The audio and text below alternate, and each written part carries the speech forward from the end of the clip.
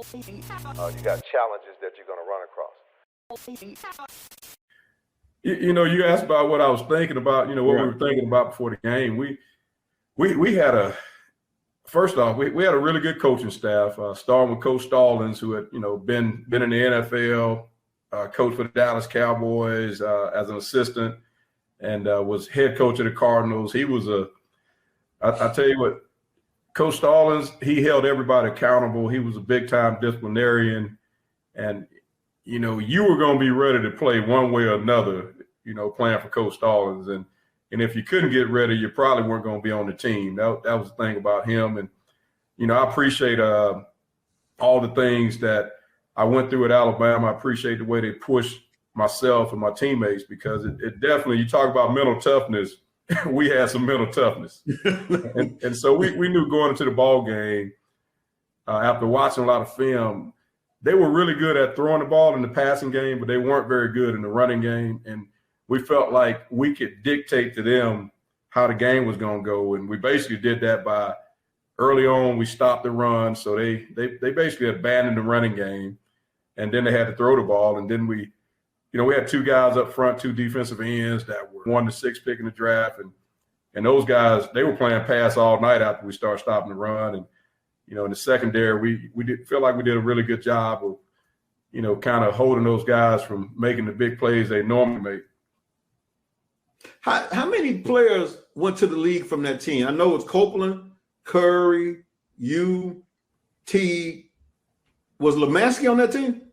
Oh, yeah, Lemansky Hall, coaches defensive ends for Clemson now. You had Antonio Langham, was a first rounder, won the Thorpe, was a Thorpe winner the next year. And some other linebackers. You had Derek Oden, Antonio London. Oh, wow. Man, there were quite a few. And then there were some guys that weren't starting that were kind of rotating in that later on got drafted, guys like Shannon Brown. The list kind of goes on and on. Y'all had a killer defense, man. I think that's what they felt like Miami offense was so much powerful, and that Bama offense wasn't that powerful. But, those 5 picks, that had to turn the game around right there just in itself. The defense kind of controlled that. Right, but people talk about our defense also, but I felt like our offense was built to. Yeah, Lassick too. Like Lassick went to the league. Right, yeah. Right. Had Derek Lassick, was a 2nd round draft pick at running back. You had David Palmer, 2nd round draft pick at receiver, was a Heisman finalist. Went to New York for the Heisman ceremony, all that stuff. So Palmer went to Parker, right? Jackson Olin. Went to Jackson Olin. Wow. He sure did. Right across town from you, from West Indiana. We used to call Jackson Olin Winona of the North, because y'all jokers didn't want to go over to Jackson Olin either, because before it was called Western. They do a lot of shooting over there at Jackson Olin too. So, but they had a good basketball squad too. That's why I never looked at them. It's funny, my senior year, my high school coach, Coach Akon, he's a legend in Birmingham, man. And Heard of him. Akon was coaching at Jackson Olin for like 10 years, man. We were beating the brakes off them every year. And the year that he came to West End, Jackson Olin beat us. And Coach Akon was in the locker room crying, man. He said, man, y'all let them winos beat y'all, man. Be number winos over there. He said, I come over here and we lose to them winos.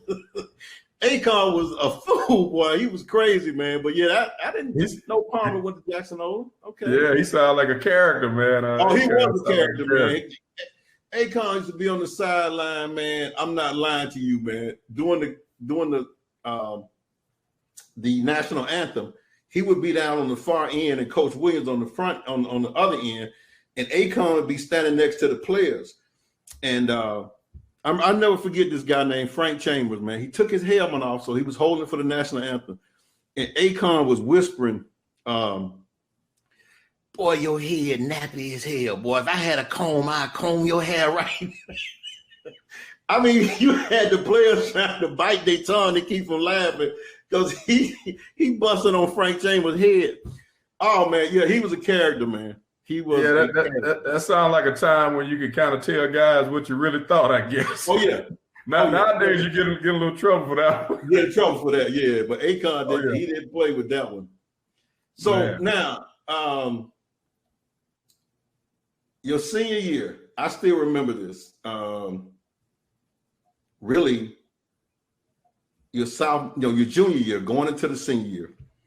I remember when me and Mason pulled a report, and what's the guy name that does all the draft stuff?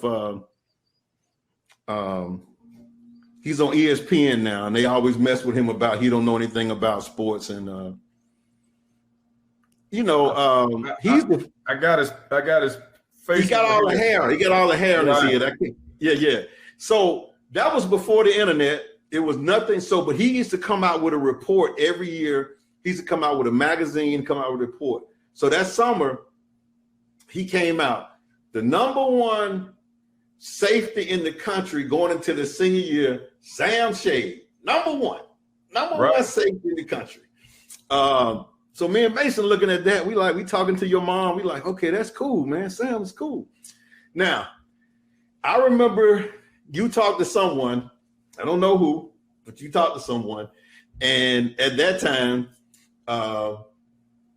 that summer before you went back, you got a Lloyds of London insurance policy because you was a top player. At that time, Lloyds of London was only giving policies to number one players. Lloyds of London, and you got it. All right, so now this is all my opinion here. So This is not your opinion. This is my opinion. So, you don't have to say anything about this, but I remember talking to your mom about this. So season starts. Senior year, Sam goes to practice and the season starts. And I think the first or the second game, next thing I know, somebody has benched you. So I'm sitting here like, how did Sam get benched? I'm like, he's the number one safety in the country. Good guy. Don't start any mess. Don't do anything. But they benched you like second game, third game, fourth game. It was crazy what was going on. Now, again, my opinion only. And I remember telling your mother this.